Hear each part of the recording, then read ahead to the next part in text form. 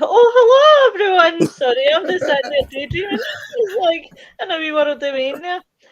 Hey everyone, welcome to Frightners. Tonight we have Spooky Biv, my darling Dan, and the mad one, Ian. Eee. Eee. I'm so Annette's in the glad you house. came. Evening, Annette. I am so glad you came in. Good I evening, was, Joe. I was like, please come in, please come on, please come on. What fellow mad Scots person? Why not? Hi, Kelly. Hi Kelly, hi everybody that's Hello. just joined. I'll just share this out so you can I've been talk. I've been sharing while the credits were playing. Facebook keeps Kelly. Facebook keeps kicking me out. That's why I keep thinking, am I getting banned? Because when you kick me out, it usually comes with, by the way, there's a ban. No, not you. Never. They'd never ban you.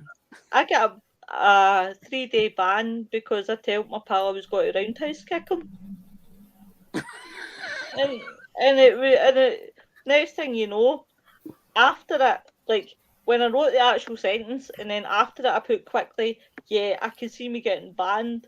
Went to share something and it says 3-day ban for violence. And I was like, Violence? Really? Apparently it was Oh, violent. words are violent there, aren't they? I'm just like, Snowflake City. really? Loss of free speech. That's that. So, but usually what happens is we just sit and talk a load of pish for about an hour and a half. Yeah, exactly. Violence. I've never been to Scotland, have I? Babe, I'm live. They do, you know, they do, Annette. They really do. Sorry about that. It's almost like you're under some sort of communist stalag rule, isn't it, really? Oh, hang on. You are. Right. There's your communism. Aye, that's what we think, yeah. So how you been? How's everybody's week? Yeah, I've been fine. Busy? Been working, Ian? Yeah, always. Are you, Bri? Hello, Mr. Dorber. Yeah, it's been a good week. Have you been out investigating at all, Ian? No, not yet. No, but I've booked another one. Good. Excellent. Good. Oh. Halloween night, I'll be with Barry Guy. Oh, yeah. Oh, okay. He's coming down to That Hastings. sounds fun. I love Halloween. I must admit that is my favourite time of year. Isn't it? I actually wish that they would replace Christmas and Valentine's Day with Halloween. I would have Halloween like every day of the year. Yeah, me too. It's brilliant. So what's your favourite time of year, guys? Halloween, like you. Absolutely love Halloween. I adore Halloween. It's like that spooky season again, isn't it? It's just, there's something really atmospheric about it. What is it? I think my favourite time of year, and because I've got the grandkids now, was always Christmas morning when the kids see their presents and scream and go crazy and run riot in the house. It'll never, ever change me. Christmas morning, when you've got the little ones there, it makes it so special, I think. They don't understand Christmas. It's all about the presents. It's nice to get the family round for a yearly argument like we do.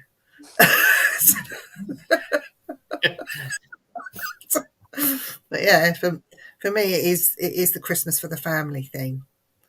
I love Christmas. It's this time of year for me because it's not so hot. That's true. That's very true, actually. It's nice. You can breathe now in this weather. So, Annette, there's fancy dress night on the Lash Halloween for me. Indeed, Annette. A good evening. Annette, that's any other time, like any other day. It doesn't have to be Halloween for us, seriously. Kelly's favourite time of year is Halloween, bonfire night and Christmas. I must admit, bonfire night, I used to love bonfire night, but I've not been to a bonfire night in ages. I can always remember when we were young and where I grew up. Like, everybody would leave wood out because they always knew that the youngins would always take the wood, and we'd always go like down this park and like build a massive big Yeah. bonfire. Oh, it was great. Do you know, It we was. used to do that where I used to live. The same as you, people leave the wood out and all their rubbish, and then you put it on and build a bonfire. About 5 or 6 days before bonfire night, you have this massive, great big fire. Everybody go around it. It wasn't obviously council didn't run it or anything. It was just the people on the estate and that. But then eventually, I noticed as I was getting older, the council would then come in and start dismantling it. And subsequently, there hasn't been one there now for years and years and years because they put the ban it because they licensed it then. Unreal. Oh, thanks, Bri. But it was like I used to know what I used to love as well, and this is really going back to the sort of olden days. But I used to love it when we used to make like what we call a bogey, like you know how one of the carts that you would drive down the hill and you used to have the 2 handles, and there's me, no fear, just zoom right down the hill, and it was like I used to love it. Don't get me wrong, I used to crash. Used to get bruises everywhere. They had no brakes though, did they? There was like a battered Wayne. Oh, Do people still do them bogies? Do they still make them? No. They don't, do they? Like little go-kart things, weren't they? Like yeah. Mm-hmm. Oh, well, that's stupid. Yeah. BMX now, don't I? Yeah, No. yeah, absolutely. Oh, it's a weird. What time changes, doesn't it? It's because of technology. It's like they're like where we used to all go out and play. It's more, PlayStations. I don't know. See, look, I don't know. I think it's society today, and that I'm sorry, I'm going to say it's that woke lot. You can't do this, you can't say that, you can't build a bonfire, you can't light a fire after 6 o'clock. No. You can't light fireworks unless you upset somebody. They're trying to ban over here. They're trying to ban fireworks so hard. Yeah. And it will come. It will come when you won't be able to have your own fireworks in your back garden. It's only a matter of time now. But it's all this woke society and this PC society. Don't want to upset this group of people, and we got to be simply. Do you know what? I wish people would just leave things be and just get on with their own lives. Do you know what? I agree with you, and I think the problem's going to come not now, but maybe a generation or two further down the line, because since kids have been going out and doing their own thing and building go-karts, breaking their legs, falling off of buildings, cutting themselves, getting into proper kid stuff, they've got no imagination now because they're sitting in front of a TV screen or they're sitting in front of a computer, and all they're doing is they're just other people. And this is it. Unless you're going to be making games, designing games, and you want to become some YouTube sensation, there's not going to be any jobs out there, and there's no imagination, so there's no creation. So at some point, this is just going to come falling down. And I think because of that, they're so bored that what they're doing is they're carrying their childhood into their adult years. And by doing that, it's like, well, you can't talk to me like that because you're going to make me cry. It's ridiculous. I put my hands up, right? I'm a fat bastard. And if somebody calls me a fat bastard, well, fair enough. I'm a fat bastard. That's called that's an actual statement of fact. Because my feelings are not hurt by that. Your feelings are going to be hurt if you allow your feelings to be hurt. It's ridiculous. And words aren't violence. But I see it on even on Facebook and social media. Oh, they're lighting off fireworks and upsetting my dog. My dogs are scared. And what do you want us to do about it? My dogs, I've always had pets and dogs in the house. And the issue I had with my animals was, well, the Rottweiler used to want to go in the garden and be part of it. He was part of the family and he'd want to chase the fireworks and catch them. And so we'd have to lock him in because of that. And because we're all outside, he's creating a merry hell because he wants to go out with us. But it's how you train your animals. My cats, I've got 2 cats. You think they'd be shit scared of fireworks? No, they're not bothered. They just sit there and watch them out the window.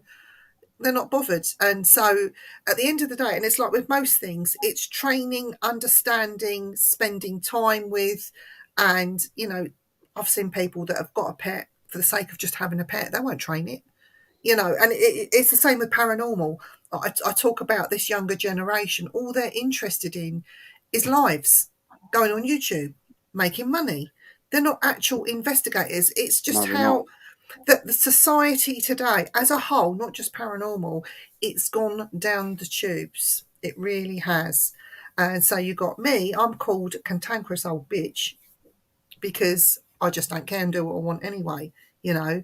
But then my kids or whoever will say, oh, she's that, you know, she's not taken into consideration, what upsets her, you know, it's all, nah. You know what? I think they Common moan. sense. They moan more now than they've ever done because there's less to moan about, so they have to make stuff up to moan about. Yeah. And that's got out of hand as well, you know. And I think another big problem with it is that you've got all these universities and colleges where kids are going to, and a lot of the tutors there and the professors are communist. So they're basically, you're paying them to feed communist ideals down your kids' throats, and they're pushing agendas. And it's things like critical race theory, it's things like genderism and stuff like that. And I've got to do gender studies. What kind of a degree is that? I'm sorry, that's no degree at all. Where are you going to use that? It's a load of bollocks. Get yourself a proper degree. But there's no education now. It's all political. All they're trying to do is push politics down kids' throat. And the thing is that these minorities that they're saying that they're sticking up for, and it's always middle class white individuals. The minorities they're sticking up for, then minorities couldn't give a toss about what's going on. They just want to live a normal, ordinary life like everybody else. Brian, the reason it goes on for weeks is because straight after Bonfire Night, you've got what's it called? Diwali, Festival of Light, and that's. And then you got New Year, and and nobody used to use the New Year, did they? But do you know what? See, when I was a kid, and you will reminisce with this, right? Because you're all spring chickens here, right? But you can remember the times in New Year's, right? Like I could always remember, like we used to have house parties and like stuff, and everybody came for like part of the street, and now it's like kind of like nobody like cares about New Year anymore. It's kind of like what you doing for New Year? I'm in front of the telly tonight. All right, like you don't hear anybody ever saying, "Oh, I'm having this big huge party." Yeah, no, I think you're right. Yeah. I'd have a house party, but no fucker come to mind. That's my house. That's all it. When you go, Viv? I said they go into my drinks cupboard and say, what you drink? Well, don't touch that. Have you bought your own drinks? Can't drink my drink. Don't you be sick on my floor. Here's a question for you guys. Starting with Ian. Who would you, say if you threw a house party, who would you invite Ian? Could be MD. Cool, blimey. That would be a hard shot. John Zaffis. Would you? Yeah, I've worked with him. He's quite a good laugh. He's an interesting fella, actually, isn't he? Yeah. Yeah, he's very funny. We had him up singing Ghostbusters. I see that. That's my video. I filmed that. Yeah. Did you? Yeah. I don't know. Well, obviously, I would have all you guys there, definitely.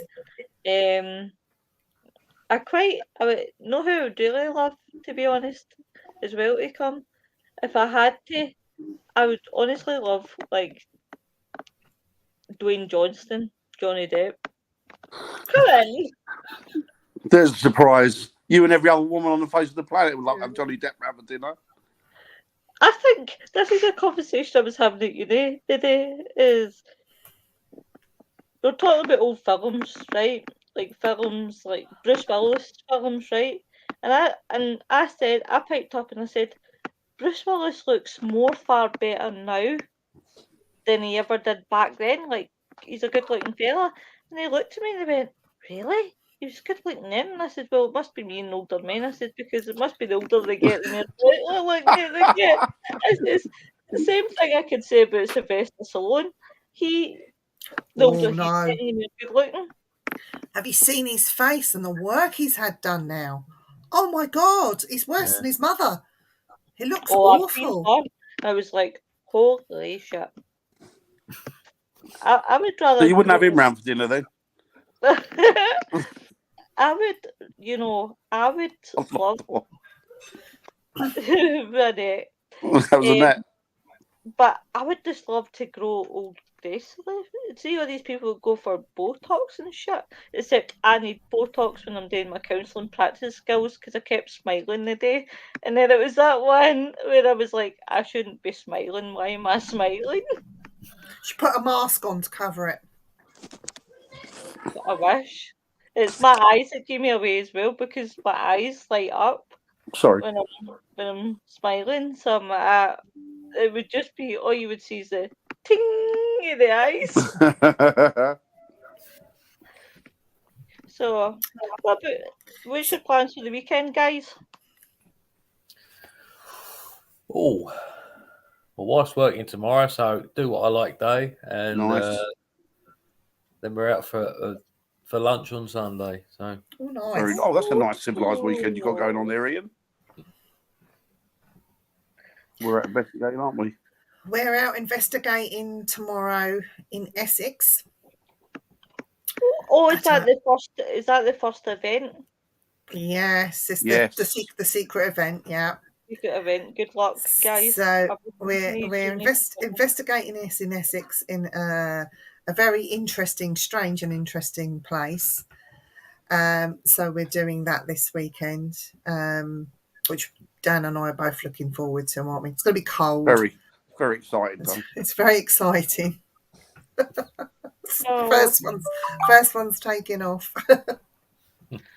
That's good.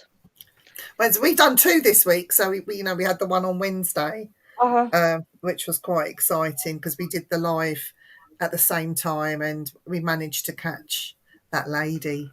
We were ever so lucky to do that. But we've rewatched it. We've watched it on replay, and we've realised how much more we missed. Yeah, we missed a lot, didn't we? What did you miss? Noises. You watched it, didn't you, Ian? Did you watch it, Ian? no, I haven't Wednesday yet. I haven't caught up with it yet. When the ladies go and I'm left there and you can hear, well, Viv hit the nail on the head. She said, that sounds like billiard balls, like snooker balls. Somebody hit snooker balls. And it's really close to where I'm sitting, isn't it? It sounds like it's pretty next to me. And I didn't hear it. And then a little later on, you hear this big clunk. Yeah, and then it's the door handle. It's the lock. You know the old locks being lifted up, pushed, and closed. And then when I thought back to listen to the door, the snooker ball things again, and it's locks. There's people going around moving locks. So they've obviously somebody's bugging about with the doors, but I didn't hear anything, which was weird. But I did hear the things I did hear was footsteps upstairs. They were quite light, and I heard footsteps upstairs, which I don't think anybody else heard. And I also heard the swishing of like a skirt or something. I didn't know it was a skirt at first. I thought, what's that? But it was like material up at that end of like something moving, like a skirt or a dress. I think you pointed that out, Viv, didn't you? I know. For me, like, even though all that is exciting and lovely and brilliant, don't get me wrong, Dan, you can't take any of that away from the apparition, the partial, the full that appeared on camera. Is like fucking gold dust, and to do it on a live when people are watching, I just think is just, for me, that one thing, never mind about everything else, it's irrelevant. The fact that she actually appeared and she was moving and reacted to Dan, you actually see her. Dan walks up, he puts the camera down and he walks up to where we're telling him, and he says, well, I don't see anything, Viv, I don't see anything. And I'm looking at the things, the comments in the chat, and you see this thing turn her head and go, looking straight at Dan. And Dan's standing there saying, I can't see. He's right next to her. Can't see anything. No. She turns and looks at him. And then when he walks back, she turns back again. But to me, that was just pure magic. Just that in itself, just seeing her. I mean, half the time, Dan's going, shut up, we can hear something. So, fuck that, we're looking at her, you know. So, no, I can hear something. What the hell's going on up there? And we weren't interested. We were interested in but you got to. I'm there, and I've got to be aware of everything's going on around me, which is why I wanted quietness. Because if I could hear something, I thought, what else is going to go off? But the thing is that she reacted as well, didn't she, to us come forward? Because you saw her sort of shuffling forward a bit and then moving back and then shuffling forward a little bit. I did. But the weird thing was, I said to you, I couldn't see her. I couldn't see her when I looked like that. But as soon as I looked back at the screen of the camera, you could see her. Yeah. So I couldn't see it with the naked eye, but I could see it with the camera. So it's like that lens added an extra dimension, or she used the camera lens or the camera eye as a dimension. But it was interesting. But the fact that she's, and it clicked on, it dawned on me as well that we'd had activity in there before some years ago, and that came from the pantry. And then when I turned around to look where you said she was standing, I looked, and then I come back and I went, that's the pantry, which would be kind of synonymous with her. Yeah. But they believed she was Elizabeth, wasn't it? Yeah. Because remember, that's my middle name, and I think it was one of the ladies had the same middle name as well. Yeah. For everybody that's not watched Wednesday's show, oh my God, I highly recommend go and watch it. You honestly, I've never, even when I've done paranormal lives, I've never seen anything like this. It was honestly. Yeah. Definitely, guys, check it out. Have a look at it. Have a look at it and see what you think. I will. See what you think. I'm intrigued now. It's like, it's what you call a paranormal investigator's dream, when you hit the lottery, if you like, when you get a full apparition on camera. That's the jackpot. Never mind about anything else. That is what everyone seeks to get. And we got it. Just fly. It was a tongue-in-cheek thing. Dan says, I'll go in there and I'll take my thing. No equipment, was there? No, and he just went in there on his own. And to get that and to be on a live at the time of that happening, I just think was just not just sheer luck, but I think there was not a lot of people there. It was Dan on his own.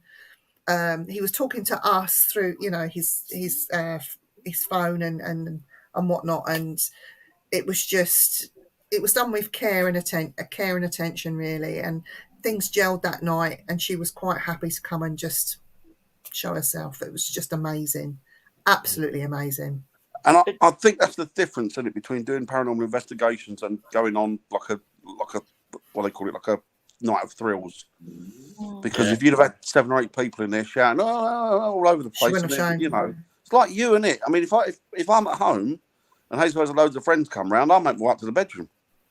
I hide myself. I can't be dealing with that shit. I'm going to go up to the bedroom with a packet of biscuits and a cup of tea, and that's me sorted for the evening. Then it's like you don't want to be interacting. And it's, I guess, the same. People are people, aren't they? Whether they're in this world or the next. Yeah. It's the same thing, isn't it? I don't want to be dealing with that crap. I'm going to go up here. Yeah. Yeah. And I think as well, you really had a good nature, and I just see watching you in action. It's like I can't actually wait to investigate with you, like guys, you 3, right at some point. But just watching you, Dan, I was memorised because it was just your whole approach and the way you were speaking to her. And honestly, guys, I can't highly recommend watching this enough because it is mind blowing, and it's not like we always talk about the TV shows, but this was honestly mind blowing stuff. Hey, Bri, if it's the same one I'm thinking of, I bet it's not. St Boltoff's on Sunday. Where is that? Where is that, Bri?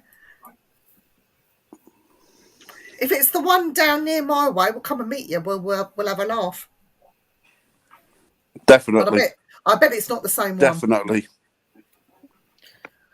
So, Ian, have you ever had like when you've not in a live, but in a paranormal investigation where you've caught an apparition on camera?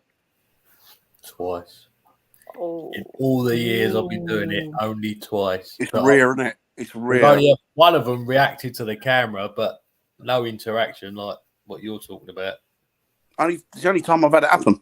I've never had it happen before in all the years, like you. None of that. It was because it was just it was brilliant. Cuff. Yeah. Near Mablethorpe, Bryce says. Yeah, no, it's not the same one. It's a shame. I don't even know where that is. My geography's shit. Is that St Boltoff's Church? Because if it is, Justin Cowell talks a lot about that. He spends a lot of time there. Is that the one up near? Where's Maplethorpe? Near Hull, is it? Hull Way? It's Maplethorpe up north. We'd be crap, wouldn't we, if we're geography teachers? We're in West Indies. Sticking the sat nav. Why do you think I've got a sat nav here? Lincolnshire. Lincolnshire. If that was a phone a friend, I wouldn't be phoning you three. No, I wouldn't. I definitely wouldn't phone me for that.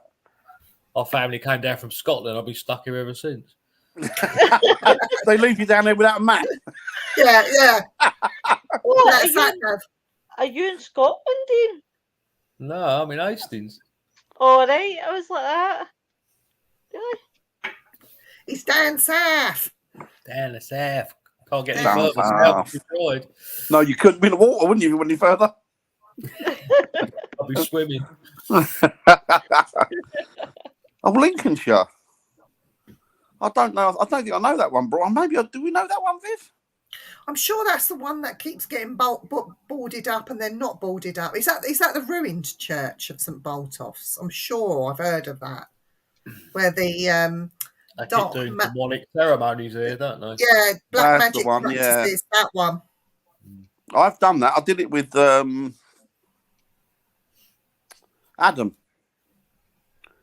Did it with Adam during the day, but it was good. Mm-hmm. It was good. So it sounds like a really good church. I would love to actually get into a church and properly explore one. Oh, we got a scary one for you if you want to go to church. I want to go to church because I saw this. No, Viv ain't lying. We've got a terrifying one. It is very scary. None of all this nicey namby-pamby church. None of your nice spirits. They might be nice. An EVP. So there's none of that. It is some scary shit that appears, and 4 of them. And they don't exactly stay away from you. They're right up. You can physically. And I put my hand up when people have said to me how much activity you had over the years. I said I can count it on both hands. Take one hand away and then take one thumb away, and that's maybe the most stuff. Probably a bit more, but not a lot. But that place was off the scale, Viv, wasn't it? Yeah. Oh, that's the one, the satanic one. Aye. But if you think about it, these places like churches will, like, if the walls spoke, what would we really find out? Yeah. It's like really like that. Like obviously, like that would be the one like places that I think that you would get a lot of answers to. Just no right ones, but It says it's like. I've not done that one. I've not done that one, Brian. Hi, Claire. Hey, Claire. How you doing? Well. The thing is, I think that when they say these churches are satanic, they're not. None of them are. No. Because most satanic practices are not done on church property. None. I like it. And when you tell them, you can guarantee more or less, not always, but most of the time you guarantee it goes, some evil spirits here, it's haunted, there's demons, there's nothing's going on there.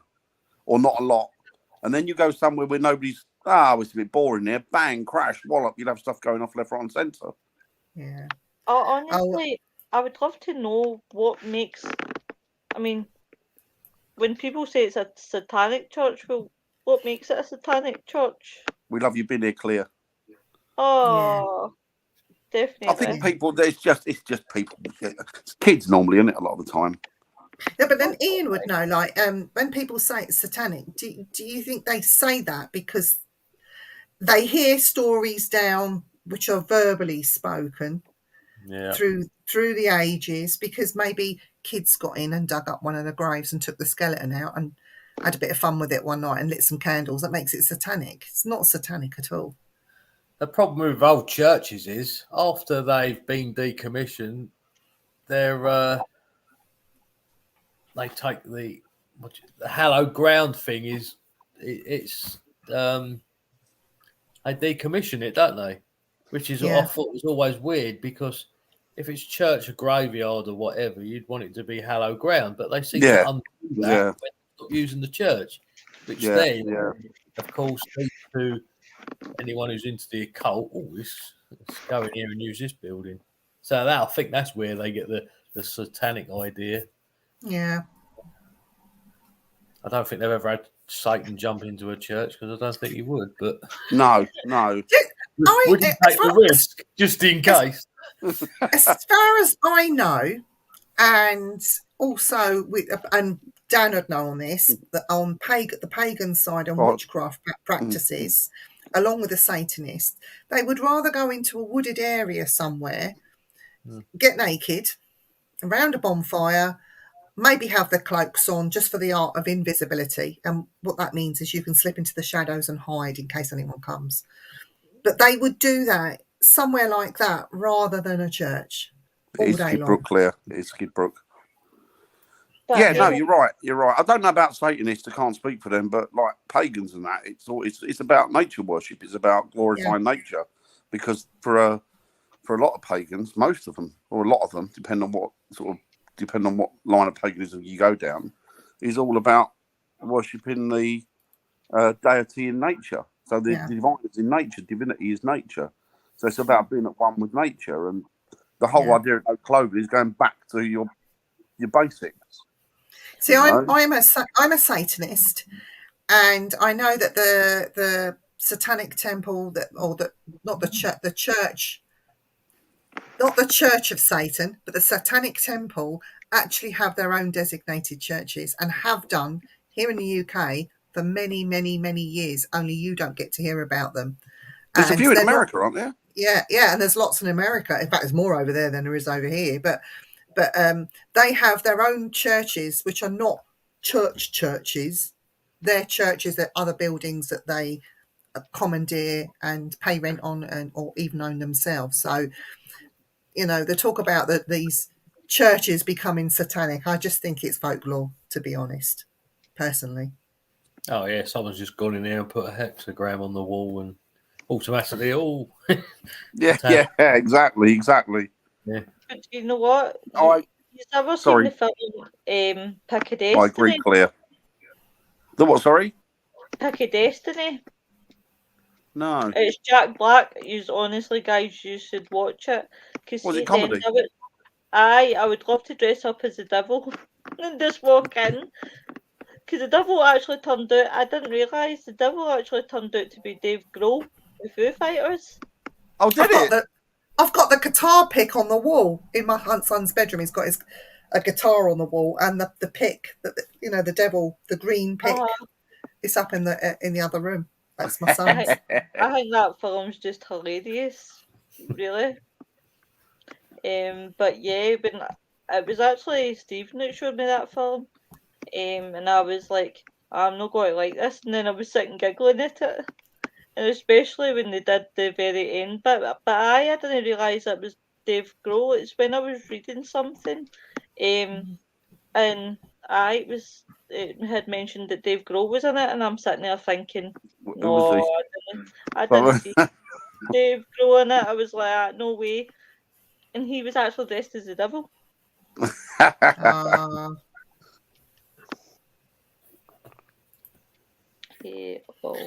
Paul's got a good question. Yes. Can I ask you where you would all say is the worst location that you'll never forget? The worst location you've done that you'll never forget. Well, in a sense of haunting and something happening, or worst location as shithole. I know exactly where I am. I can pick one, but we'll look at both questions, right? What's the worst one that you've ever investigated, like shithole wise? Okay, shithole wise. Okay.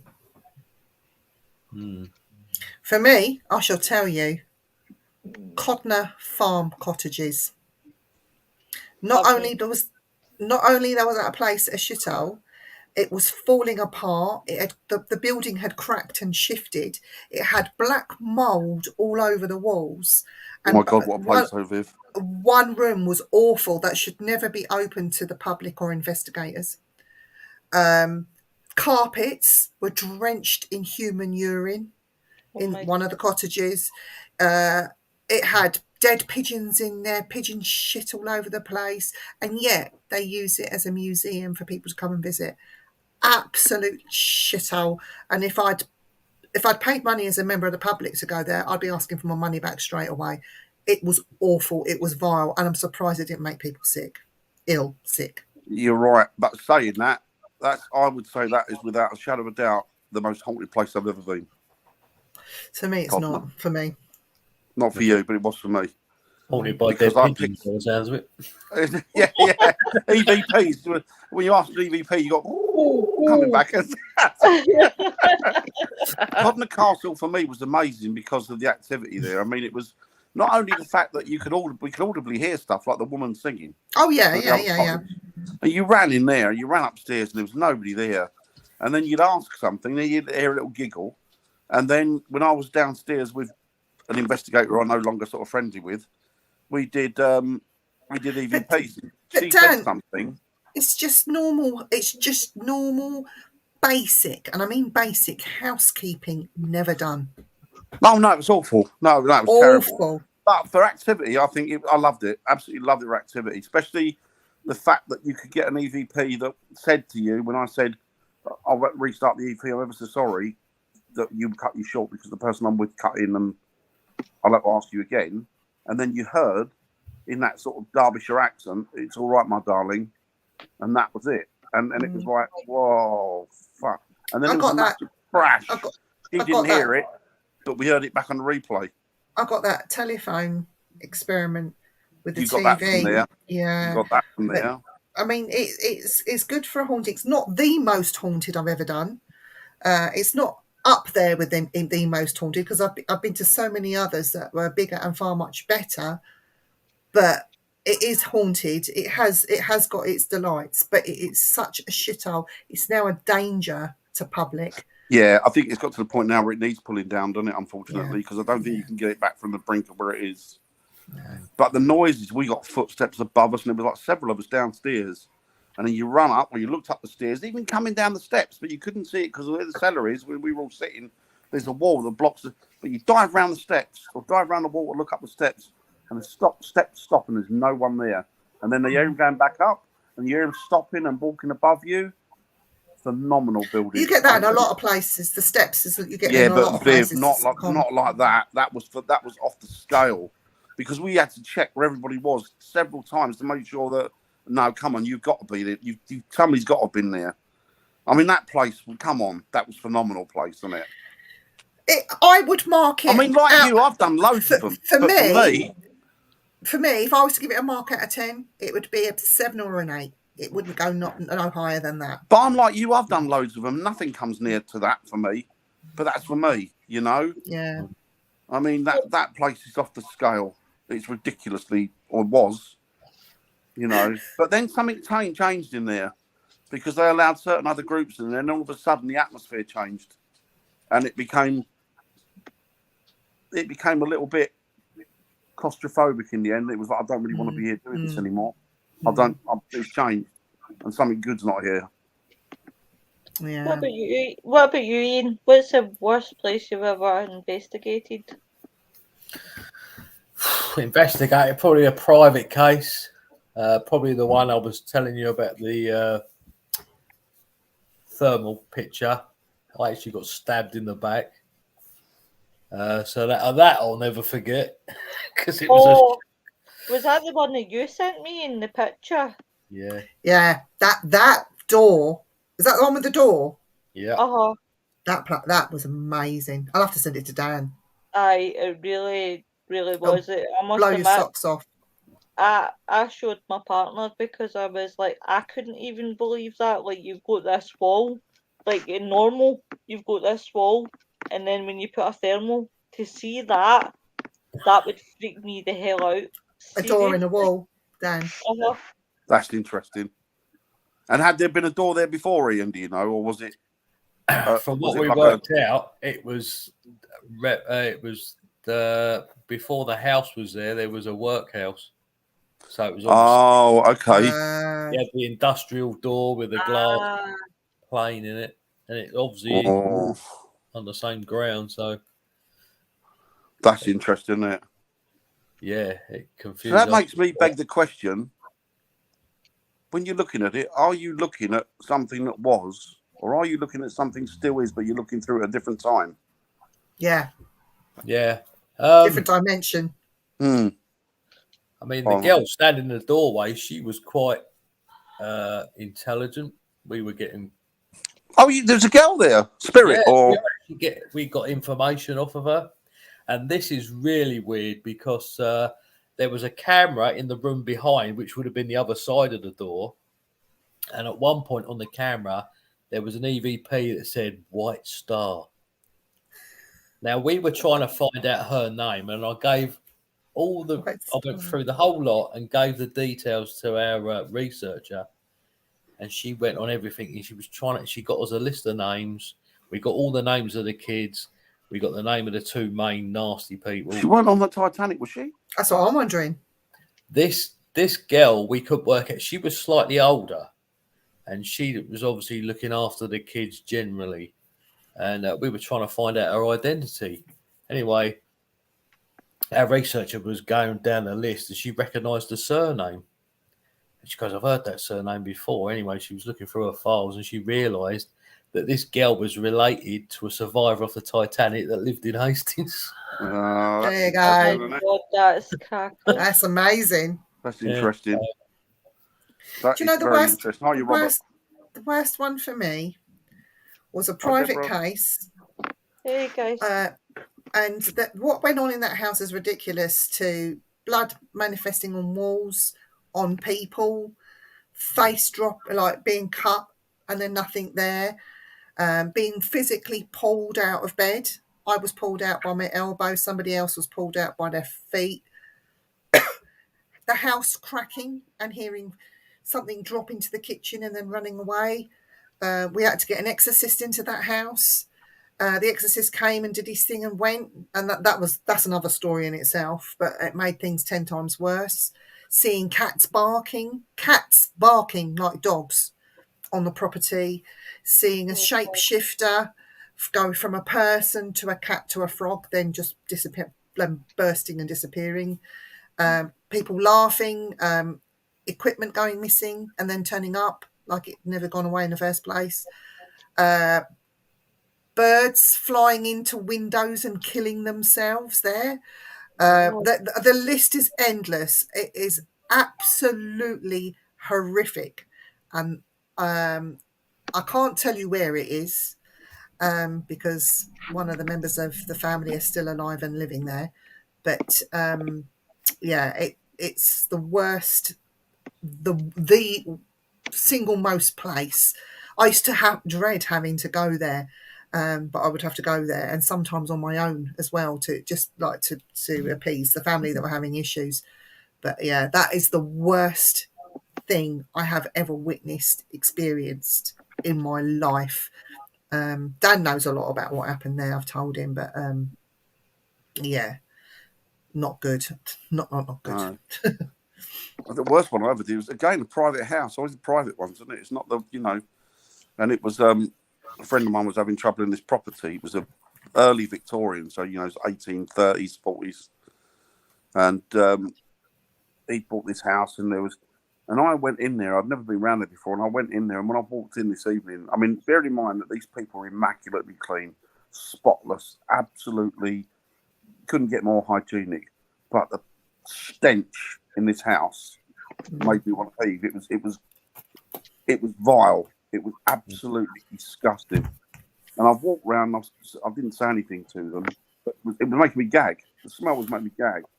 So I said, just tour the property and show us where most of this activity's been happening and give me a little bit of an idea of what's gone on.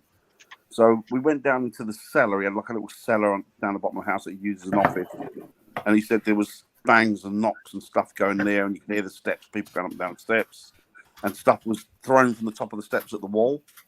And then he said upstairs in the bedrooms, this shadow that they used to, it was a bloke, and he used to hang about by the kids' beds, and he would look in the room at night, and then they said they'd watch him, and then he'd turn and he'd move back towards my mate's room. And I said to him, what experiences have you had? And he said, well, the experiences I had was that I woke up one morning at about 2:30, 3 o'clock in the morning. He said, and I went to go to the bathroom. He said, but as I've got up, he went, I've looked, and there's a kid at the end of my bed. Moonlight was coming through the window, so you could still make out colours and shapes. He went, there was a little boy playing with a train set at the bottom of the bed. He said, and he looked at me, he went, and I went, what do you do? He went, I never went to the toilet. He said, I just pulled the covers up and that was it. He went, I didn't want to know anything about that. And then he spoke to his wife, and she'd gone into the bedroom, and something had punched her in the back of the neck and thrown her in the cupboard and slammed the cupboard door, and she couldn't get out. And she was there for a couple of hours screaming because he'd locked her in there. And that, but at the end of it, it turned out, I'm not going to say who it was, but there was one guy there. And this guy, I did not like him. I just did not like him. Turned out to be the father-in-law. And I went round, you greet people, you shake hands, you know, you cuddle your friends. This guy introduced me to him, and I went, all right. And I thought, I don't want to go near him. I don't know why, I just do not want to go near him. And then a friend of mine who's an exorcist, he turned up because he was going to do some cleansing and a bit of exorcism there because the girl had something attached to her, or she felt she did. And he turned up, and I said, I'm going to go outside to greet him. So I said to him, Mick, I said, I've had to come out. I said, it's the only place I've been where I'm nervous. I'm really nervous. And we went in, and he said, yeah. He said, I can smell it. I didn't tell him that it stunk in there. He went, I can smell it and I can taste it. He went, I know what that is. And I thought, I don't know. But anyway, he walked in, and at the end of the night, we were shaking hands and that, and I didn't want to shake hands with this guy. And then the son-in-law had told me, my mate, that the father had just got out of prison because he was done for paedophilia. Yeah. And Mick had turned around to me and said that the father was the one that had brought the negative energies into the house. It wasn't there before the father had gone there. He said, as long as he keeps contact with that father, he went, he's going to keep going back. You'll never get rid of it. And after that, I don't know what. But then another friend of mine who worked for him said, can you come up, there's stuff going on at my nan's. And I walked into their house. It was the same smell. And it was this dark, miserable, depressing environment that it was in. And we went there, did a bit of cleansing and stuff, and talked over some stuff with him, did a few different bits and bobs, and then left. And I was offered to go back there again. I never wanted to go back. It was like, no, I can't be dealing with that shit. There's some things you can't clear. People seem to think that this negative energy, I mean, if it is something, any energy, you cannot clear and you cannot send to the light. No. It's like free will, right? So as you think that they've gone, or they can trick you that they've gone, they come back again anyway. You can't get rid of it. Sometimes the negative energy is caused by us living. Yeah. You know? Yeah. No, and I think that was the father. What was your worst? My worst one, I would have to say the worst haunting I think I've ever had to deal with would be up at Lennox Castle, I think, because as I can't say about this place enough, but it's like a total different atmosphere from day to night, and it's nothing I've ever experienced. It's something I haven't experienced. Is when you get into places, I get the sense of nothing really. It's just it's nice and calm. But this place, I'd go up there in the day and it turns into night, and it's like two different places. And it's like I always like to sometimes when I'm doing investigations, I'm doing a Jamie's, moving my computer everywhere the night. If I'm doing an investigation, right, I love to turn like the torches off because I think maybe something will react when there's no light, because let's face it, guys, if somebody was coming with a torch flashing it about the place, I'd be like, fuck off. And we did it one night. We actually turned off our torches, and it was freaky. I'm most scared of doing paranormal and going to places. I've went to places myself, ken what I mean? So I'm not that scared, but I wouldn't want to be up Lennox Castle myself, I'll put it that way. I got a question, right? So this is a question come off the back of one of Claire's. So before I put Claire's question up and you answer that question, I'm going to ask you a question. What do you think about people that are scratched? Right. So people that say that they're scratched, this is only our opinion, Claire, so please forgive us. In your opinion, is that spirit scratching you? What do you think? We'll go round and ask everyone say their bit. But do you think these scratches is a spirit phenomenon, a demon phenomenon? Dan, you go first. I obviously the jury's still out because I don't know what abilities these energies have got, these spirits have got. But if I were to be pushed, come to shove, I would say that they've probably caught themselves on something, or something's got in the clothing, or they've caught themselves on it and not thought about it, and then all of a sudden, ouch, that hurts. Oh, look, I've been scratched by a demon, or I'm not. I don't know what powers or abilities the energy's got. I don't, because I don't really know what numbers know what ghosts is and such. But I would think no, a lot of the time. Okay, Ian. I would say demonic, very rare. Most of them would possibly be doing it themselves unaware. But then I have seen situations where somebody's got scratches and they haven't touched themselves. So there is that small amount that is a possibility. I'm very open-minded on it, but I would say you can debunk some of them. Definitely. Lois? Yeah, I'm with you. I'm quite sceptical when it comes to that. Sorry if that offends MD. And I know it sounds weird, the paranormal investigator saying that they're sceptical. But I'm quite sceptical on that basis. I think until it happens to me, then I would get it. Like, I would totally believe it. But until then, I'm quite dubious. Because as you guys said, sometimes when we're investigating, we don't realise that maybe we're leaning against maybe a bush that's jaggy, or if we're... I mean, how many... Or spiders that drop down inside. Spiders, and they'll scratch because they'll go inside your clothing and it will scratch. That's caused it as well. I'm half and half. The majority of the time somebody's being scratched, they've done it to themselves. Spider's gone down their clothing. They might have brushed it, or the spider's done it. That's been seen. Dan will tell you he's seen that on camera, right? And the bloke still trying to promote it, as even though we pointed out. And the other thing is, if you're walking into a private house and doing something in a private house. Now, Dan and I went into a private house, and the haunting turned out to be a dog. That dog, when we walked in, could have jumped up. Dogs have nails, scratch. In those instances, yes. But they're, again, like Ian was saying, very rare. So I say at half the time of people getting scratched, there is a rational explanation for it. And we have a friend that has made this thing, and it's out on DVD now. I think you can buy it, where he proves touch, and he can prove the bruising, and he can prove the scratches.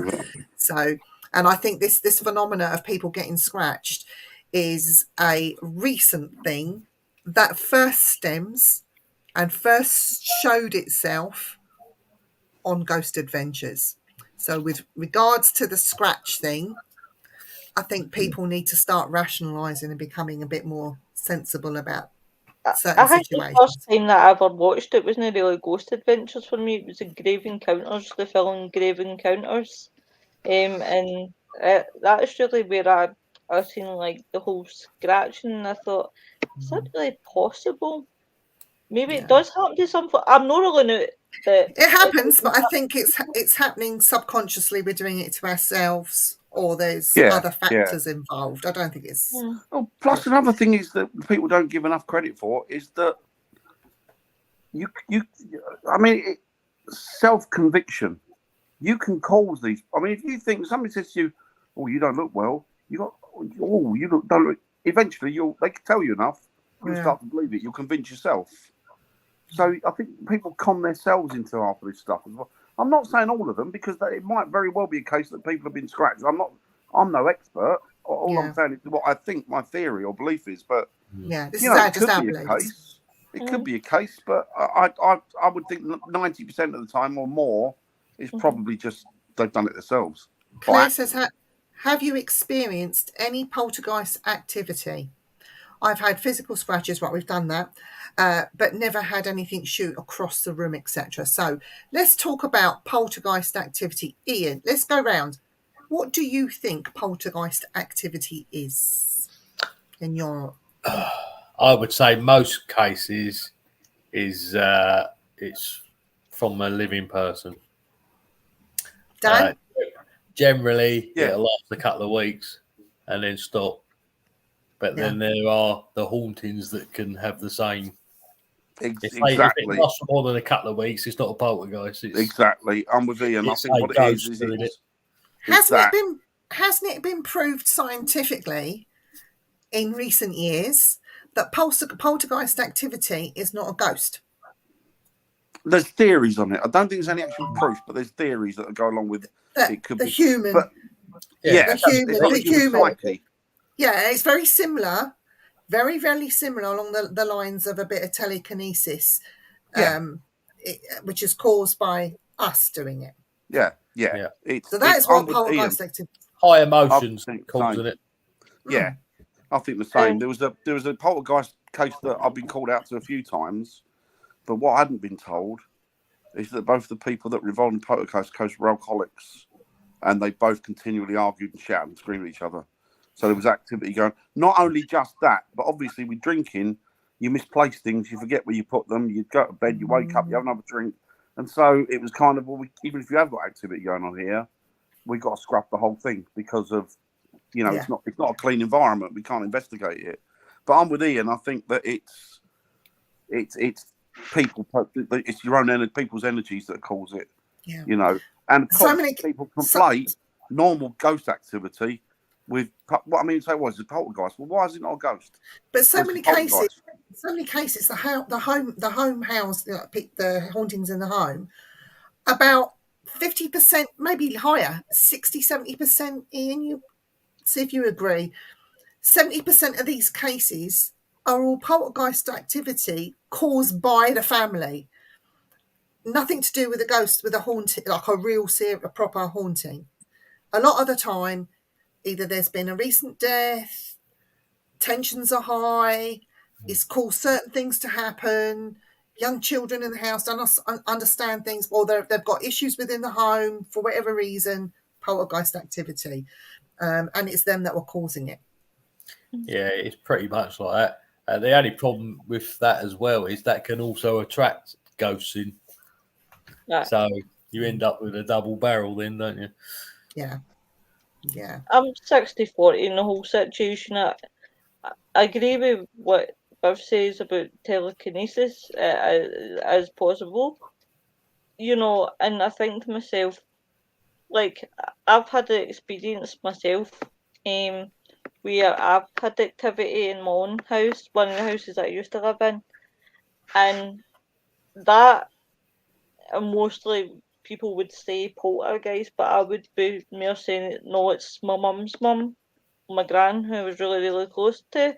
That's her sign to let me know she's there, because anybody that reads me always picks up my granny first. It's always the first thing out their mouth, and then they'll say to me, "You've been feeling really low recently," and that's how I know, because I've had a pattern where psychics, not them all, but 3 or 4 at the least, say to me about that. So I know it's true, because that's when things happen, is when I'm at my lowest.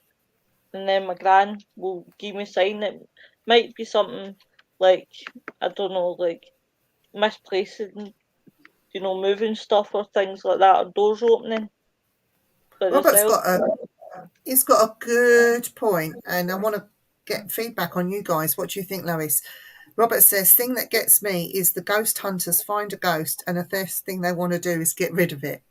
That's because they're ghost hunters. Yeah. No, when I read that there, I don't know why, but the Ghostbusters came into my head. You know, with the Dyson, you're just getting a Dyson Yeah. off the back, and you're just like looking it up. You know what I mean? Yeah, we just hoover them up. Do you know, me and Dan, we try and protect it, but unless there's somebody's house, right? It's a bit different. But me and Dan, like this really bad thing that happened to us in this church, right? We try and protect it, don't we? Even though it's scary and it will scare the shit out of you. And there's a lot of investigating that needs to happen around this place. But me and Dan try and protect it, not get rid of it. We try and stop. Yeah, because we don't want people pissing about with them. No.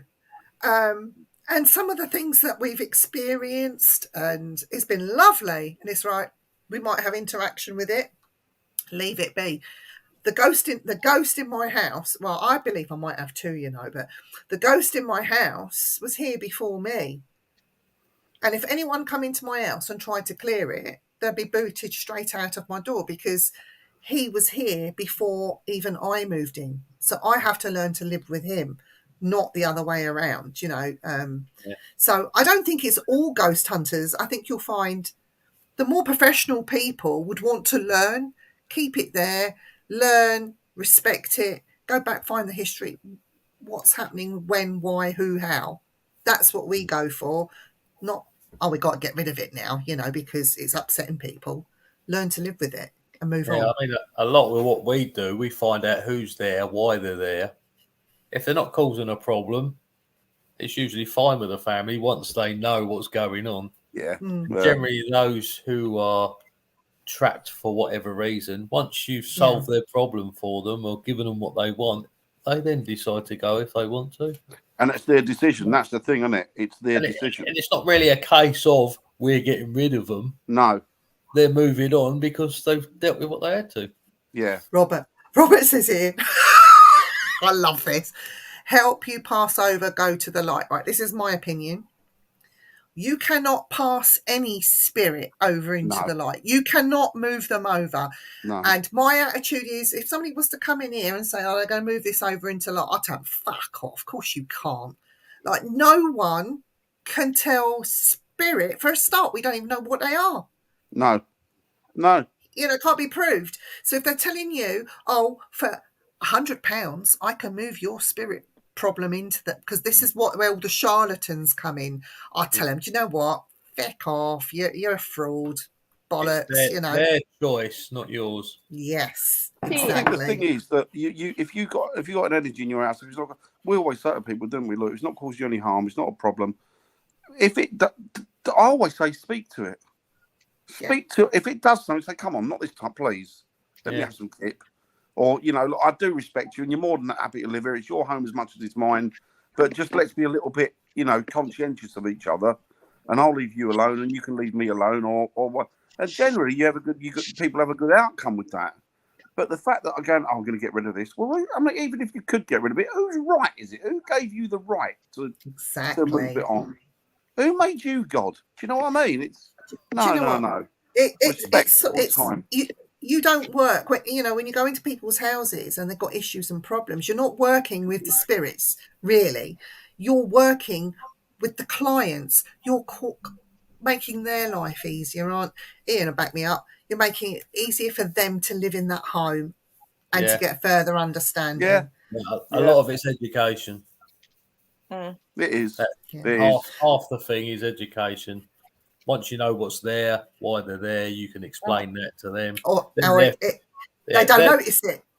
Yeah, they're there for the whole investigation while we're there. They're seeing what's happening. They're seeing the EPs we get. So they know as much as we do. And at the end of the day, it's just explained to them, well, they're here. They're not causing a problem. No. You know? See, I've never really understood that. Oh, sorry. No, you're fine. Have you ever had a client fake evidence or try and trick you, Lois? Yes. We went to a location that will remain nameless.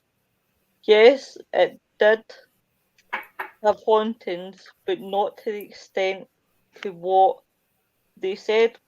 And I'll give you an instance in this hotel what happened.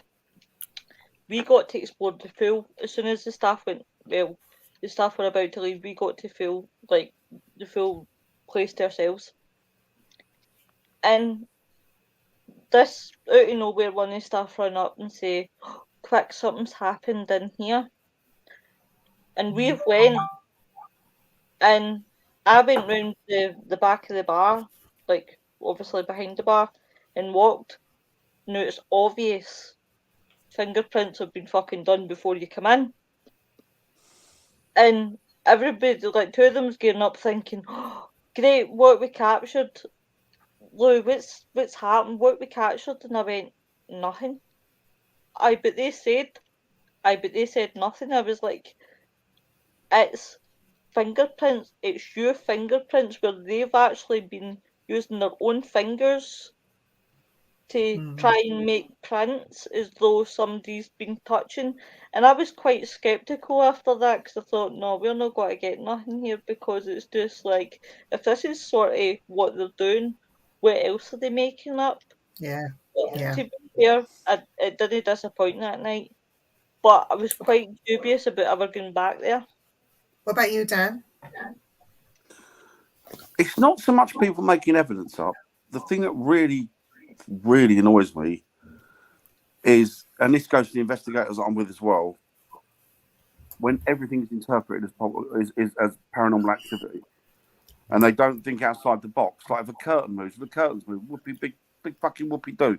A curtain's moved. Well, it must have been a spirit. Did you see that? Did you see this? Did you see? Oh, look, there's a light up there. Well, yeah, but it's reflecting off.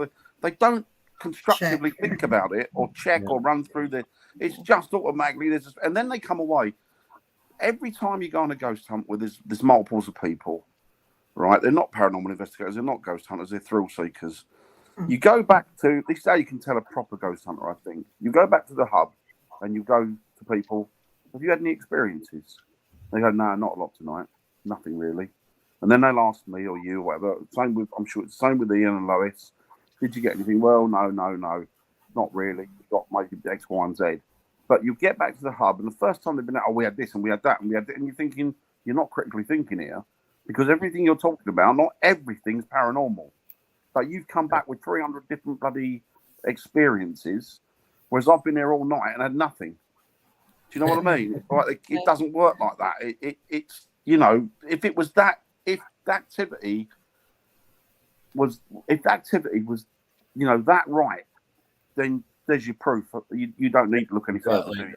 Yeah, What about you, Ian? We haven't had someone try to trick us, but we had somebody who was, let's say, very addicted to the circus of it all. It was a fan of Ghost Adventures, so of course we go around there, thinks he's going to be on the telly, and we'd go around there and say, well, yeah, you've got activity here, but it's quite minimal, you know, easy to deal with sort of thing. And then about 3 weeks later, oh, I've done an EVP session. Why are you doing an EVP session in your own area? Now, the whole point is we come in, we do it. We're the ones willing to communicate. Yeah. We leave your house. You should be fine. But no, just, you know, so even if we clear the problem, you're attracting more. So we basically sort of like, okay, keep going on. Yeah, don't worry, leave it alone. Do you know, I used to have a business partner in the paranormal, and I ran an event at a particular venue. Public came in because of the business that was tapped around it, and the partner had taken some members of the public up into a room and done a Ouija board session and table tipping. I thought no more of it. Some people left early. Some people enjoyed themselves. Some people seemed a bit, you know, just an ordinary event. And then the next day, I was inundated with emails by a group of, it was 5 members of the public complaining about the business partner pushing the planchette on the Ouija board, and then the business partner was pushing the table and was making, it was a lot of drama around it, and it was all, you know, and really, really complained. Now, this business partner, supposed to be a proper paranormal investigator, ghost hunter, call. I'm going to refer to that person as Nit because I don't want to give the sex away. So it put me in a very, very awful position because I'm is what you get, heart on my sleeve, rightly or wrongly. I have an opinion and that's it. Agree with it or don't agree with it, that's fine. But when the complaints came in like that and you're dealing with members of the public, it really, really grates me how people can cheat the public like that. If you're putting on an event, be open and honest and don't play to faking stuff or anything like that. If you get stuff, great. If you don't, it's just the way it is. We came on the wrong day. So it really upsets me when you go to events and people are faking, not just Ouija boards, other bits and pieces, filming, because they get people worked into a frenzy and then it's not enjoyable for anyone anymore. So yeah, that to me really grates me. I mean, I'm quite lucky now. I work with Dan very closely, and Dan loses his temper with people because they're trying to fake stuff. I'm the one trying to calm Dan down, and he does. You have to take me off, don't you? You take me off and tell me off. I take him around the back of the bike shed. I know you're slap him. Stop it. Say, slap him. But no. But I He enjoys that. Yeah, that's what I do it. We just won't get involved in any fakery or trickery because I think it is disgusting that you're taking money off public, and you're faking stuff, and it's like, I don't know, you pay £50 for a pair of designer shoes, you get them home to find out that they're a Chinese cheap knockoff that costs £2.50 to make. You'll take them back to shop and ask them for a refund. And it works exactly the same way as far as I'm concerned. It's called having integrity. And if these people don't want to work with integrity or common sense, then that's up to them. Fuck off and leave me alone. That's my attitude towards it. I agree with you. At the end of the day, it's all about the investigation when it's an event, not how much evidence you get. No, exactly. No, exactly. Definitely. I agree with that. It's just for titillation, isn't it? People just want to be sort of fright night thing, isn't it, really? Yeah, I mean, Yeah. look at Sorry. when we was in Nottingham. I mean, we didn't get a major amount of evidence, but the bits we did get. And those are your nuggets. Those are your little nuggets, aren't they? Yeah. That's it. Across the gallery twice. Yeah. I've just seen Jason's message. Can we go there? Can we go there? Sorry, I'm just going to jump. There's other questions in there, but I'm going to jump. Since it's Parental Advisory Friday, can I ask, I had a woman call me and tell me she's having sexual relationship with a spirit. Have you had this claim before? I told her I was not going to come and try and document that. Even if I thought she was serious, I would have. I'd like to know how that works. I'm going to tell you. Right, Lois, if you don't want to hear, block your ears. Is that ghost bunkers? No, because this goes into the female anatomy, right? Women do this exercise called pelvic floor. Do you know what that is, Lois? Yep, I know what that is. Yeah. They take their vaginal muscles and they squeeze and they let go and squeeze and let go. And it also helps women not just tighten up their hole, but also for is that the medical term? Hole, yeah. Or later in life when they it helps women to not be incontinent and all that sort of thing, right? So some women do this. They can do this. They can just sit there in a chair and do this, and then they can get off on it, right? So that they can go into full-blown orgasm. Not all. You nearly said come. Yeah, I nearly did. I finished that off. Oh no, that doesn't sound right. But they can go into full-blown orgasm. So maybe they do it involuntary, or they know that they're doing it and they're enjoying it, but they feel a little bit ashamed because when it comes to any form of masturbation or that sort of thing, some people are a bit prudish about it. So it's easier to say I'm having a sexual relation with a ghost. You know, she could be sitting in a chair and giving it all, doing it to herself. And somebody's walked in the room. Oh, the ghost has just attacked me.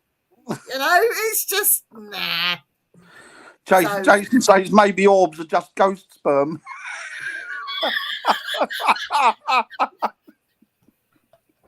I think she's after your body, Jason. She's after you, maybe. That's why she wants Maybe you to go she's a ghost, investigate. eh? Maybe she's a ghost, Jason. So I hope that answers your question about the female anatomy and what women can do without even touching themselves down there, you know? It's definitely got to be a woman, isn't it, that wants a sexual relationship with a ghost to stop. Because if it was a bloke, it'd be like, I'm not telling, this is brilliant, I'm not telling anybody. Do you know what? See, when we're talking about this, I think a Scary Movie with that woman gets banned against the wall. Well, is that the one she takes her knickers off and she's got a bush down there or something? No?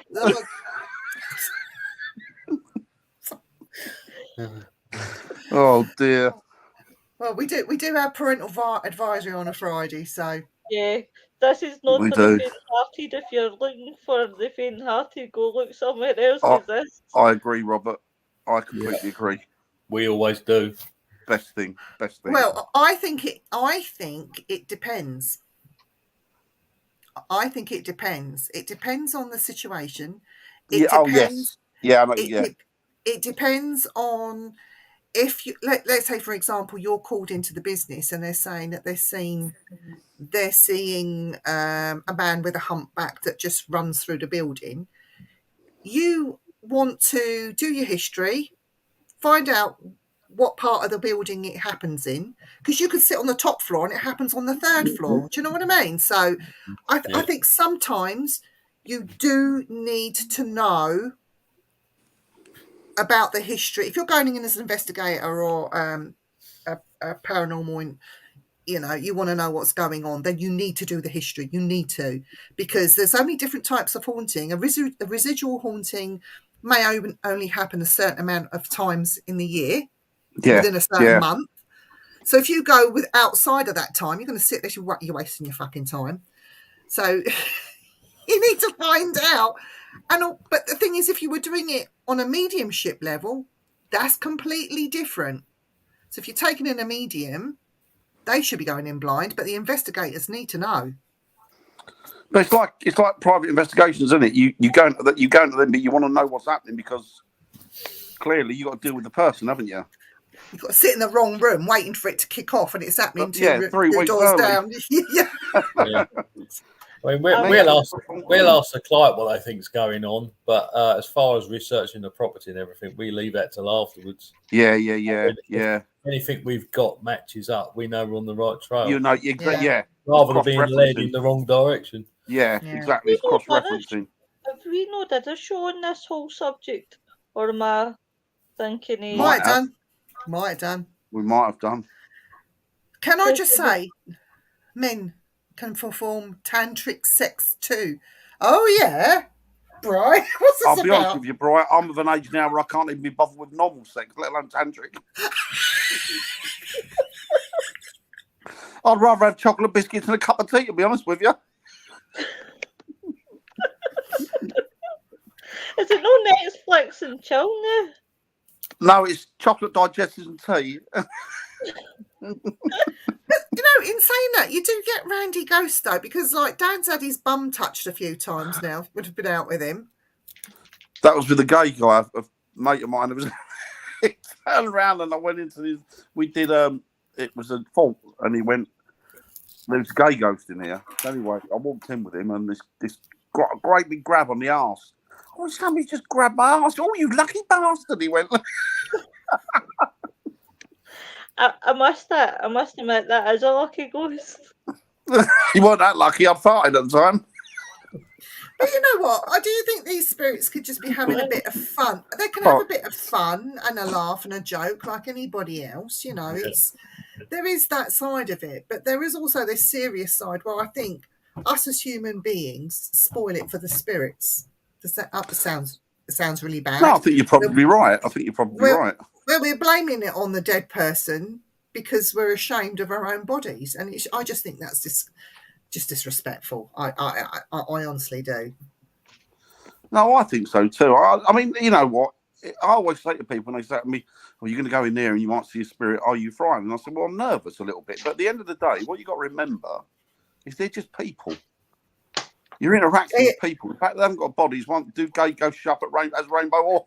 What do you reckon, Ian? You know, I've yet to find. What is it? What they call themselves? The ones without any sex. Oh, asexual. You're not asexual. They're what you call it? They're like a non-binary. Binary. Okay. Non-binary ghost. Rainbow orbs. It's like this gay thing is not just something new. It's been going on throughout history.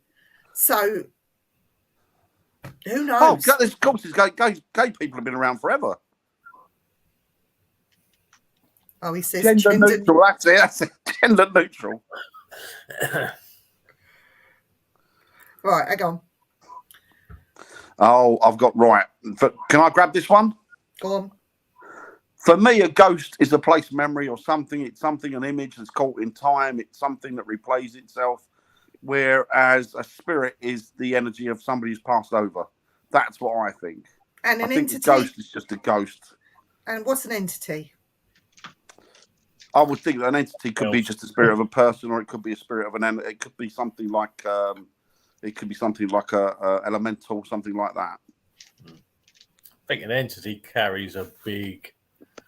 It does, big umbrella term, isn't it? Very broad spectrum. Yeah. Yeah. Well, we did have some questions further up, but let me just scroll up. That was his, yeah. We did the history thing. I've really enjoyed the show. Sorry about me being on and off. Everybody is just... Right, let's talk about paranormal shit and us shitting ourselves, right? If a spirit spoke to who I shit myself, then run, or run, then shit myself. But how do you know the spirit doesn't shit itself from seeing you and you're shitting yourself and then there's a lot of shit? That's true. Well, it could be a shit protest. And that's not being disrespectful, because you do. I don't know about you, Ian. It's a question for Ian. Have you ever gone in somewhere and found that you've taken the spirit or the intelligent thing that's haunting the place and actually surprised them that you've actually made them shit themselves and sort of run, sort of thing? Not, oh God, I've been seen, but they really seriously, like the spirit themselves is like, oh, you frightened them. I think sometimes you can surprise them when you're aware of they're there, and they probably think most of the people don't know they're there. But then when you walk in and you make a point of saying there's something over in that corner, and they okay, and then suddenly disappear. And have you seen that spirit sort of like, oh, and then they sort of turned and gone because you've seen them, like you've shit them up? One of the ones we caught on camera, it came through a window, looked at the camera, turned and walked back out again. So it obviously thought, oh, hello, and cleared off. But we weren't actually there at the time. It was just a stationary camera. But I guess that was a case of that. Yeah. Walked in, thought, oh, shit, I've been caught. Yeah. I think that's a good question, though. Have you ever shit scared a ghost? No, but have you ever went, you've got to buckle with us, but you never ever went to toilet to do your business and looked in and there's nothing there? Would that not be classed as ghost shit? What, like paranormal shit? Paranormal shit. Like a phantom dump. That'd be no shit. That's no shit, yeah, like a phantom pregnancy, a phantom dump. Imagine trying to eat. Jason says, when ghosts shit, that's how we get marshmallows. Oh! No. Oh dear. Do ghost hunters take ghosts? I have. Yeah. I have. Yeah. Dan has. Yeah. I had one. I got back from an investigation. It was an old chapel. It could be the smell you get. It could be Terry. I'd come back from a chapel in Bedfordshire, and I got into bed. It was about, I don't know, maybe 2:30, 2:30 in the morning or something like that. And I snuggled up, and Hazel was next to me, and I just turned over, turned the light off, closed my eyes, and then literally within a second, you hear a little girl's voice, bang next to me, turn around and say, "Are you awake yet?" Really little voice, and Hazel jumped up and went, "What the fuck was that?" And I said, "No, it's all right. It's all right. I said, something I brought home with me. I'll make sure you get that out of the house now." She said, yeah. I said, "I'll make sure I clear it. I'll make sure I'll ask her to leave." And then Have you after brought that, anything? Ian, have you brought something home? I'm forever doing it. Just ask the wife. She finds it entertaining. What about you, Lois?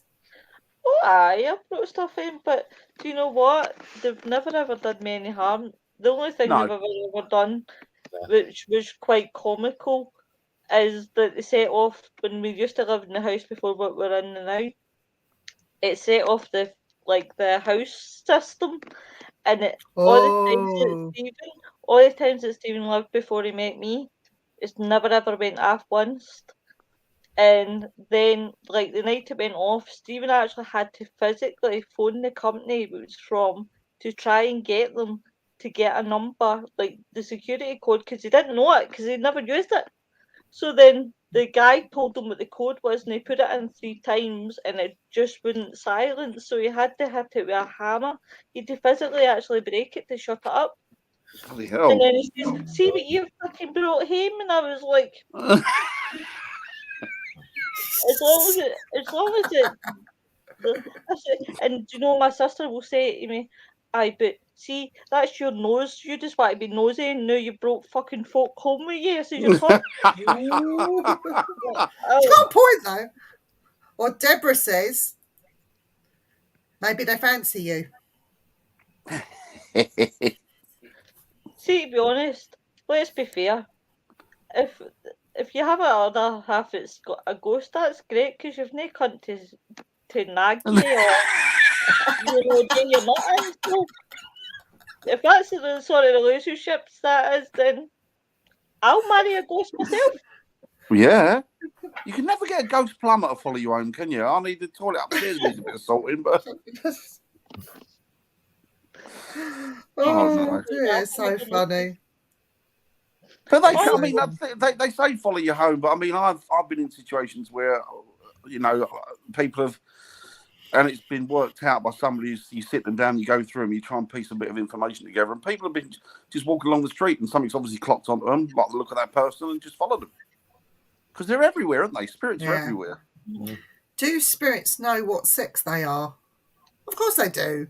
I assume so. Yeah, same as they were when they were alive. Yeah. Here's a question. When these spirits follow you home... Actually, that's a lot more than the living know today, isn't it? Well, yeah. Yeah.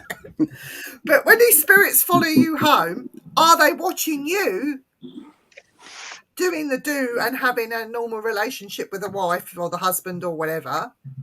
Are they watching you like on the toilet having a dump and having sex and in the shower? It must be. Like I've told you. For a minute that I was having like one of these swinger nights where it's just me and Stephen and then a lot of invisible people watching. That's actually quite put me off. Like I say, the most you're going to see around here if they're expecting stuff like that is tea and biscuits. It's very boring for them around here. Do you know, I will tell you, Dan knows this story. My husband is a skeptic. And we've been married a long, long, long time. Anyway, I'd gone to bed this particular night because I was so tired. I think it was a few days after I did an investigation and still suffering with the effects of the paranormal hangover. Anyway, I've gone to bed early, snoring away in the bed, as you do.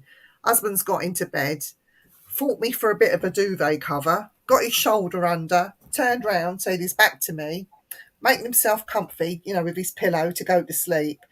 And in his ear, he heard a male voice say to him, "Who are you?"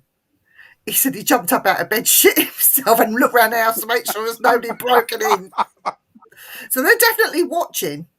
Obviously, the spirit knew who I was. Must have followed me home. Seen Andy. Don't know who he is. Watching me in bed. Andy's got into bed. Who are you? He did get scared that night, I must admit. He'll never Jason says, admit well, it. he's a ghost. He's definitely watching. Dirty That'll be bastard. two of us, Jason. Two of us doing that. Well, at least it's pure honesty.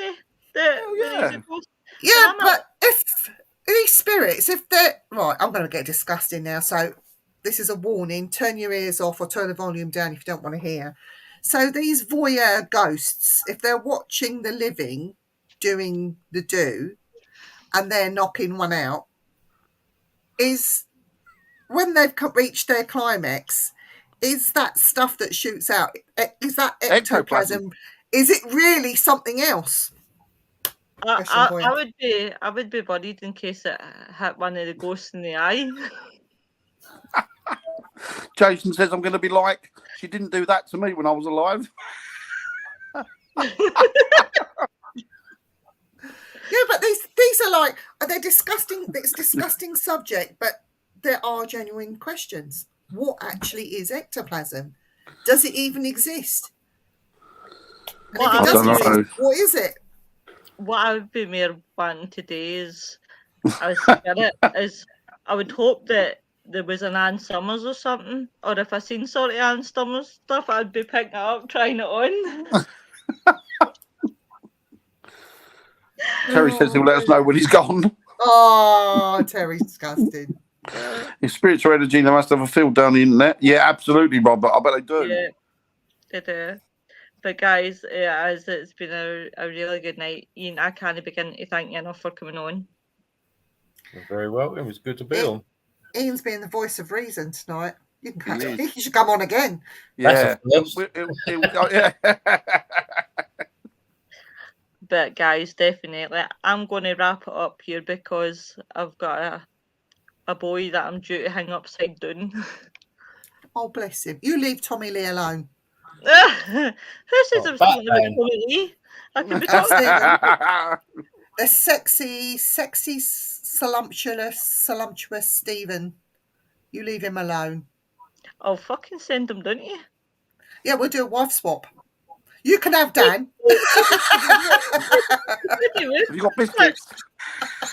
Dan, how many biscuits would it take for you to come and stay with me? I'll be like, Hansel and Gretel where the witch left the crumbs. Yeah. I'd like follow you from my door to yours if you had loads of crumbs, biscuits. Right, I'll do that then. That'll be me just strategy. Jason says, remember the ghosts are watching. Yes. Actually, I'm reading this, right? Hobnobs, exactly, Terry. Good book. I'm reading this, and this man himself says we have a seventh sense that a lot of us choose to ignore, and that seventh sense is common sense. And I totally agree with this guy 100%, because a lot of people that I see lose all common sense, goes out the window. If you haven't got a copy of this book, get on Amazon, go and buy it. If you're a genuine ghost hunter, paranormal researcher, investigator, go and buy this book, because your views will change once you've actually read this. There's a lot of good and useful, helpful, handy tips, and he just guides you. He doesn't dictate. He guides you. No, he's good. He's brilliant. Nice fella.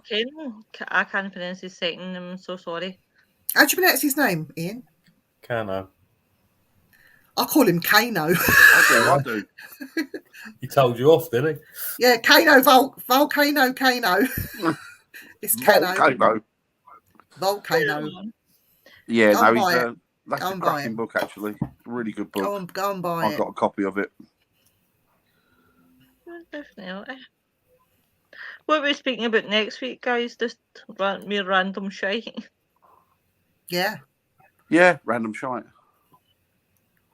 Might make it just my birthday, because my birthday's on the Thursday, so... Well, this Thursday's coming. Yes, Thursday coming. As long as you don't come on in your birthday suit. Well, debatable. Oh dear. It depends on what suit I decide to wear. Oh. Well, Ian, I want to say thank you for coming on. Thank you, mate. Very Thank welcome. you. Thank you for Love putting to up get you on with again, us. shall we? Definitely get Yeah. Ian on Yeah, again. anytime. Please. Are you We'd free love next to. Love to. What are you doing next week? I don't know yet. He Waving may. back. Also, Willie waving back, Terry. Terry's You not did it. 3, Willie. You're 2, Willie, Terry. He's getting a bit greedy. Yes. He's wanting more Billies than anything. I know. Is that how many you've got, Terry, or how many you can take?